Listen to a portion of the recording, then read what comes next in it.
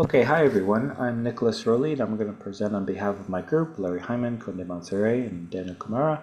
And today we're going to be discussing some core results from recent collaboration on the Limba language. This is an underdescribed Atlantic language of Sierra Leone, this country here, surrounded by unrelated Mande languages mostly. Limba is likely an isolate within the large Niger-Congo phylum. So here we have this funny sort of wishbone shape here. And previous research has all been on the Birawa-Safroko dialect cluster here in the southeast. This includes a dictionary, cursory summaries of the sounds and noun classes, short pedagogical book for community members, and ethnography and text collection. Our focus is on two different dialects that have yet to receive any attention. So this is Wada Wada here by myself and Kondeh MANSARAY. This data you'll see throughout will be in blue. And the Tonko dialect here, which by Larry HYMAN and KAMARA, and this data is going to be in red. So the roadmap for today's talk is we're going to be discussing some aspects of the phonology, some overview, some aspects of the morphology, and then a few things about the syntax. Okay, let's dive in. So the consonants are given here, the consonant phoneme inventory, and those in parentheses indicate a more restricted distribution. So we see here different series of voiceless voice, nasal, fricative, approximate, and a trill, various places of articulation. And the consonantal inventory here is virtually identical with the neighboring language Temne, a non-Mande language, with which there are close relations. However, the Temne phonotactics are remarkably different in that Temne allows codas and clusters, whereas these are highly restricted in Limba. Interestingly, there is a coronal distinction. So we have alveolar t, which is realized either as tsa or ta with aspiration, and a dental da, which is realized as da, or more rarely as da, and it's never with aspiration. And this contrast is found in nearby Mal languages, again showing the similarities and influence of languages like Temne, and also found in Sherbro, and this is not found elsewhere, certainly not in Mande. Dorsal consonants have no voicing contrast, at least in Limba Wada Wada, the dialect with which I am most familiar with and have done fieldwork on. So ka is pronounced either with or without aspiration, but many of these tokens also surface with ka. And ba also does not contrast with a voiceless ba, but we see lots of variation between ba and ba. There is only one contrastive unit, but we see different surface forms. And despite the lack of a voicing contrast, however, the dental da is never realized da. This is always unaspirated and voiceless. In contrast, the Limba Tonko, this part here, this does maintain a marginal contrast between ka and ga. So we see this even in different noun class markings. So we have kuteng versus kutala for dog versus branch. And notably, there's an unusual process of post-nasal devoicing, such that guteng gong, the engma and g, comes out guteng gong. We actually had a talk, or we heard a talk by another paper, I think it was yesterday, on this topic. So, as for vowels, it is a common 7-vowel system, E, A, E, A, O, U. Unlike Temne, it has no central vowels, or so it just has these 7. And mid-vowels, we can find minimal pairs, such as konto and kanta, or ram versus hunger. Vowel length distinction is relatively rare in the language, and it's in general restricted to a non-final position, which is interesting. So we have ba versus ba, and yuk versus yuk, and there's always some sort of suffix which follows there in these verbs. There are contrastive diphthongs as well. So we have a and I versus oi and ui. But like Temne, interestingly, there is no contrast between a and a. It's very hard to hear the difference. Writing a could phonetically be more like a, but importantly, there's no contrast. Okay. There are several vowel co-occurrence restrictions within roots and even words sometimes. So I'll highlight one here, and that is a mid-harmony constraint. So here we give, within roots, we have the 7 vowels, V1 meaning the first vowel, V2 meaning the second vowel, so something like hiri for dry season, you have this, or mare with a and a. And we see a couple restrictions here. These are the gray cells. So we have mid-harmony. So completely banned are mixed heights with the same backness. So we can't mix an a or a and a, an o, etc. Sorry, not that one. A and o. We can't mix those, or o and a. Very rare is to mix mid-heights with different backness. So we don't get something like a, but we do find a few examples of te ha, a, as well as o, e. In this case here, here a very small number has been found, just 4 for each of these. So in addition to these static restrictions and roots, at least Limba Wada Wada shows productive regressive mid-harmony, also called incomplete ATR harmony or advanced tongue root. So what does this look like? So say we have a open vowel. Here we have ba peti, and this comes out ba peti. So there's no change in this context here for don't open, close, open becoming closed, because this is not the right trigger. However, if we have a closed mid-vowel, opeto, this becomes opeto, opeto, in this case here. So we do see this change from a to a in order to comply with this mid-harmony. This Limba mid-harmony is actually against typological trends in that the dominant value, the one that's being assimilated to, is the plus ATR. And generally we find this, generally in languages which just have this 7 vowel system, it's the minus ATR, or the open mid-vowel, which is the dominant one, but not in Limba. And additionally, there's no mid-harmony for plus ATR, minus ATR. So it's not that mid-vowels universally have to agree, it depends on the order of them. So there are a few words like this word for red, which is pote. We have o and a. And a few of these as well, like utone for a small wound. Okay, tone, you probably heard in some of my L2 pronunciations that this is definitely a tone language. So we have lexical tone. This is contrastive on nouns, on adverbs, idiophones, and most functional morphemes, but there's no underlying tone on verb roots. And a few functional morphemes are toneless as well. This is common in the African setting. So we have a basic high versus low contrast with a reasonable number of minimal pairs. So hurinki for handle and hurinki for the firestone, the fire. And within a morpheme, most combinations of high and low are found, as well, but more rarely rises, falls, and even downstep highs. So just looking at A here for monosyllabic, we have high, low, falling, and rise. And in these are all the underlying values. Sometimes there's changes on the surface, but you can figure out the underlying values by certain contexts. And with the bisyllabic, we have baku, metsi, boki, bunku, and we have various other types, tia, kaken, maayo, etc. Different sorts of combinations of them. And there's nothing really that stands out as something which is a clear gap in the underlying value. So Limba-Tonko especially notably exhibits an opaque tone system. So the data in blue I just gave is from Limba Wada Wada.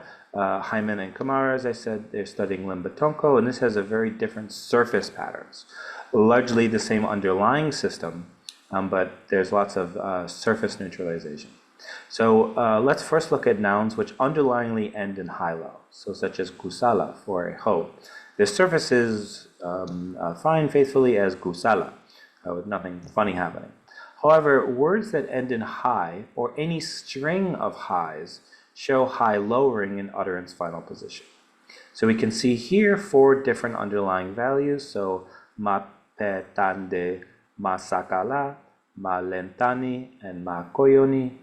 And I'm exaggerating the pronunciations, but all of these show an all low pattern when they're in isolation. They all neutralize to the same. And if we want to recover their underlying pattern, we put it in a certain context, such as with the definite marker here, and we have mapetande mang, masakala mang, malentani mang, etc. The juncture, the ground trap, the ladder, the ring lower. So that's a bit about the tone system, and we are working out lots and lots and lots of the details of this, especially comparing all the different dialects to see how these patterns have evolved. Okay, moving now to the morphology of the language. This is a typical Atlantic language in the sense that it has noun classes robustly with lots and lots of concord. So there are 13 noun classes in Limba, Limba Wada Wada at least, and also identified in the main previously studied dialects, and these show lots of alliterative concord. So here we have a nice little sentence here where the 6 boards that you are seeking are here, board 6 good, the relative marker that you are seeking, seek you, the, and then the pronoun they are here, and we see nga, nga, nga, nga, nga, nga, nye in all these places. So we have 7 different markers of the noun class system.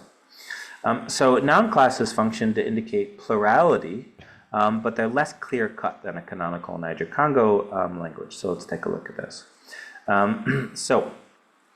By default, the nouns have a prefix which indicates their noun class. So we have something like hubeka for the Adam's apple, and hubeka hang for the, sorry, that's the definite marker. And if we want to have a plurality of these, is tabeka tang, so the Adam's apples, having more than one. And here we see the change hu, the ta, and hang, the tang, in these cases.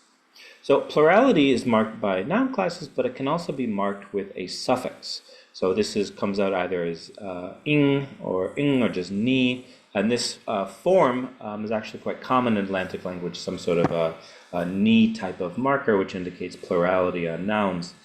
And this is sort of outside of the noun class system.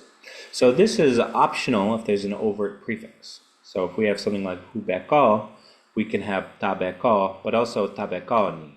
Both of these, at least in Limba Wada Wada, are perfectly acceptable variants of one another. In fact, it is obligatory when there is no prefix. So not every noun has a noun class prefix. Many, especially animate things, do not. So we have kanko for bat, and this has to be kankoing or kankoni with some unknown variation of that. But you have to have one of these two. You can't have kanko to mean plural bats. So as we stated, there are 3 types of morphological marking for noun class. So we can either have the complete lack of a prefix, so that was like in kanko, but also words like hatsi and patsi and karang for child, children, and school. We can have, in the majority of cases, we can have an overt prefix, so that's these ones here, combining with a root, and we can have what's called a pseudo prefix, and I'll get to that in a second. The overt prefix don't require too much commentary.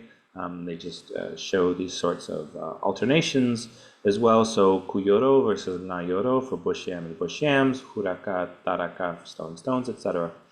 The ones without a noun class prefix, these occur in Limba Wada Wada with just in classes 1, 2, and 8. So classes 1 and 2, familiar in Niger-Congo, are the animates. So these form singular plural pairs. Class 8 are the inanimates. And these can be either singular plural, they're without this distinction. So we have wosi for spider, and to see the agreement, we add a definite marker, and we have wosiong. Wosing for spiders with this plural marker, and this comes out wosing beng. So we have a distinction here in the concord.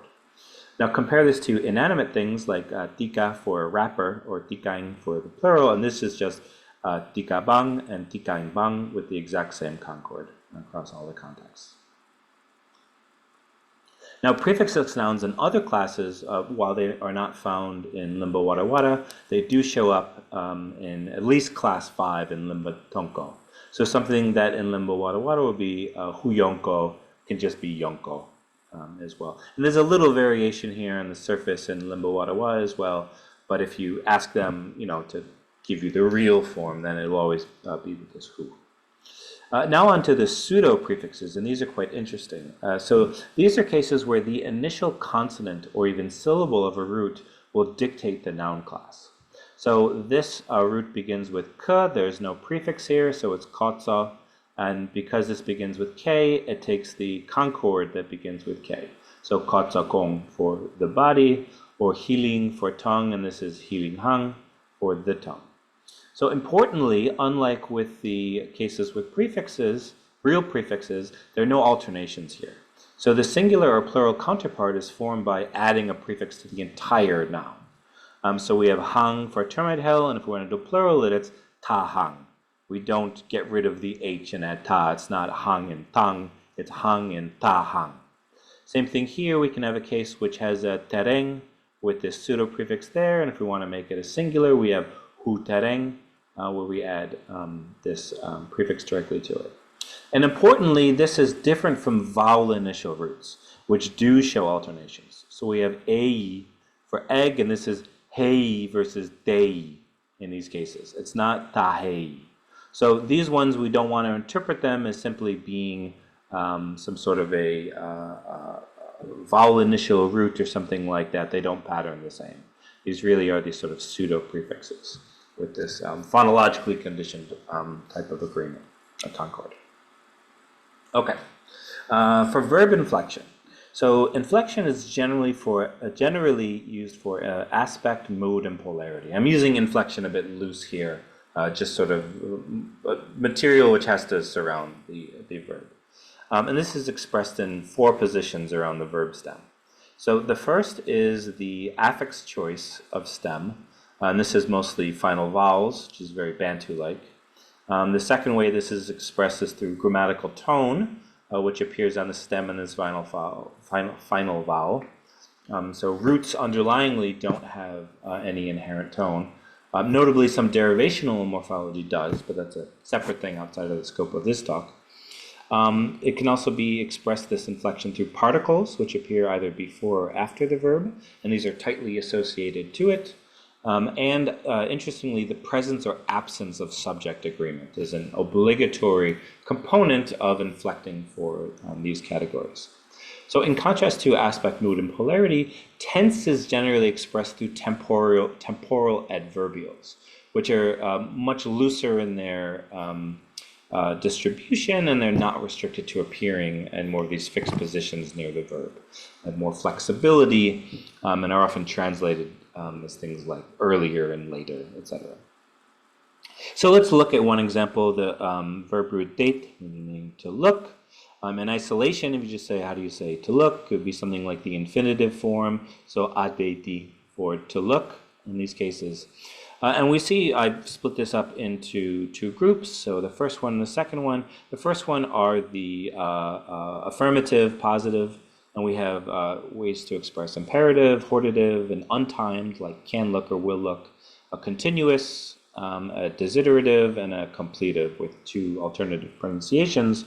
And we see here sometimes this is just a final vowel, so a with the tone, or with a different tone, so data versus data. And other cases we have a agreement marker. We'll get to that within the syntax. These also agree in the subject's noun class. So we have deti for an untimed, and then we see some of these particles. So ka data for continuous, bat data for desiderative, and we see different sorts of tones here, low and high, as well as 3 different final vowels, a, e, and a. And there are actually a few more within Limba Tonko, not given here.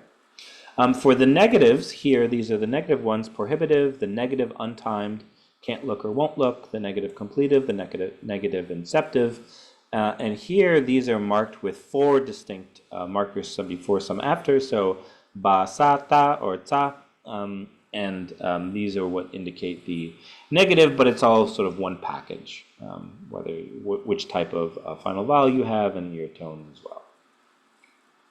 Okay. Now moving to the syntax.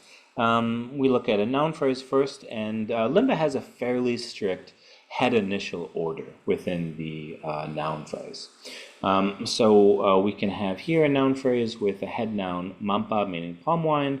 And if we want to say something like, or just alcohol generally, we want to say a white man style, so English rum, then we have the head noun followed by the modifier, mampa ma porotoing.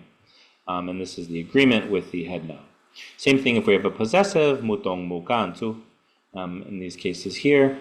And we'll switch to the next one. And if you have multiple ones, then you have a particular order of them, but they're always after. So we have something like all these goats, so goat, these all, and meet agreement with the relative clause marking. In these cases, sorry, this should be switched. Let's do that's an error. Okay. Generally, the order after them is a little flexible. We haven't quite worked out all the details of the order after them. So stay tuned. Okay. For the clause, there's a default subject, verb, object, word order. So say just out of the blue sentences. So we can look at one which is inflected for the completive, so sort of a general past tense. And so we have siya, a name. And if you want to say siya cooked rice, it's siya pone sisa. So we have this completive mark there, but we have, importantly, subject, verb, object. And as stated in some of the examples above, these inflectional contexts require subject agreement. Certain ones do, not all of them, but some inflectional contexts require subject agreement. So one of those is the ka continuous. So if you want to say doing it right now, a long time, siya is cooking rice. We have many components to this actually, but the two we're going to focus on is first this particle, which appears before the verb, and also the obligatory presence of agreement. And this one is class 1 because this is an animate human, but if you put anything here, it's going to agree, and you can get all 13 different sorts of classes depending on the context. So this one we have siya o kapona sisa. For siya is cooking rice. So here's where things get interesting. So like languages across the world, we have left dislocation of nouns for focus. And this is Limba is a very focus heavy language. It likes to focus things all the time. And these appear in a left dislocated position at the beginning of the clause. And this appears with a post-nominal marker, na, whose tones we don't need to worry about. By default, they're rising tones. So there are a couple of quirks. So the first quirk within focus dislocation is that agreement is no longer possible. You have to delete the agreement marker. So what is otherwise an obligatory subject agreement deletes, and this happens even when it's the object which is dislocated for focus. So it's not just the presence of the subject is gone, it happens even when it's the object. So if we have something like siya is cooking rice, in this case, and then we move rice out, say it's rice that siya cooked, rice now is in this dislocated position, and we have sisa na siya kapona. And here we no longer can have this agreement. This is completely banned here, it's completely obligatory here. So even when you move out here, this affects the agreement. So that's the first quirk. And the second quirk of focus dislocation, which in a perfect world we would tie directly these two quirks together, but that's another paper entirely, is that we have subject-verb inversion for specific inflectional contexts. So in most cases, in the lower out-of-focus clause, i.e. that which is left after focus dislocates a argument, then we have the inversion of the verb and the subject or the particle and the subject. So let's be concrete about that. So we have our completive that we looked at before. So siya pone sisa for siya cooked rice, subject verb order. In the completive, this suddenly becomes sisa na pone siya. It's rice that siya cooked, or it's rice that cooked siya. So we have this verb subject order. Now this is obligatory here, this is obligatory there, and this is robust. We have lots and lots and lots of examples of this, and we can see such as the negative completive, where we see something like siya tapong sisa, or siya did not cook rice, and we have the subject and the negative marker ta.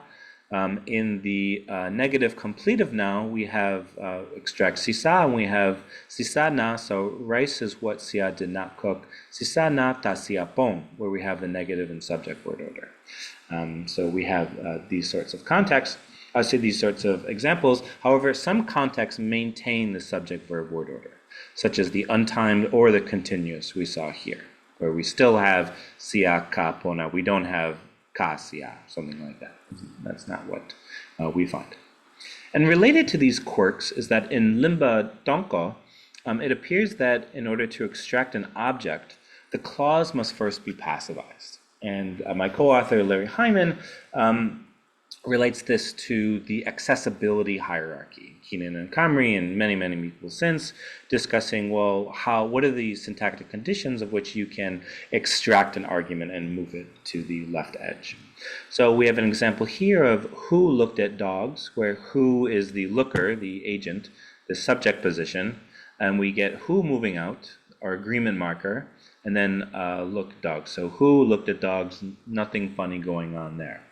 However, if we have something like who did dogs look at, where who is the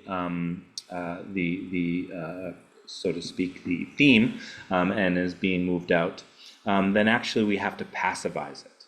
So really it's something like who was looked at by dogs.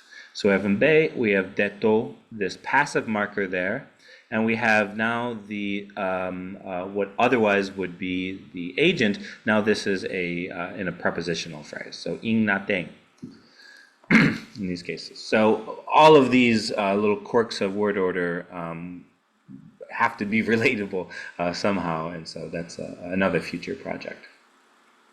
So we'll just now summarize and give you a few takeaway points so if you want to know anything about Limba, then the first thing to know is that phonologically Limba is most akin to neighboring Temne. Even in Limba Wada Wada, which is up in the mountains, and this lacks most of the Temne borrowings of the southern dialects, and there's very little bilingualism with Temne in the north, whereas in the south it's very, very common. So Limba is a tonal language. It's both lexical and grammatical. It has both lexical and grammatical tone, and this is like nearby languages of Southern Atlantic and less like the Northern Atlantic, although some Northern Atlantic have this as well. And Limba has mid-vowel harmony, which is like many languages in the area, and this is something it does share with a language family like Mande, but also many of the Niger-Congo languages in the area as well. Morphosyntactically, Limba has a robust noun class system, which is typical of Atlantic, and it has a strongly head-initial word order, so verb-object by default and head-noun modifier. And this is unlike Mande, obviously. And the syntax largely depends on a default versus out-of-focus distinction to which is part of the conditioner of specific word order. And there are many word order quirks we talked about when we extract arguments for focus. Something we didn't talk about, which is very interesting in terms of the history, is that with respect to the vocabulary, there are numerous palm tree related and rice related vocabulary. So this is still a huge component of Limba life and seems to have been for as long as anyone can remember, and all evidence linguistically points to that as well. But at the same time, there are relatively few Mande loanwords. Exceptions being for religion, family, domesticated animals, instruments, various Vandeverta, things you would expect. So it doesn't seem to have much influence structurally or vocabulary-wise from Mande. And all of this speaks to the relative isolation of the Limba and what anthropologists have called a deep rural strategy. And this is reflected in their conservative Niger-Congo grammar, and has even been shown in the genetic signal in their mitochondrial DNA, that they are different from lots of the other groups. They're often said to be the original indigenes of Sierra Leone, especially of the north. So stay tuned. There's plenty more to come as we dive in more and more to this language, and thank you very much for listening.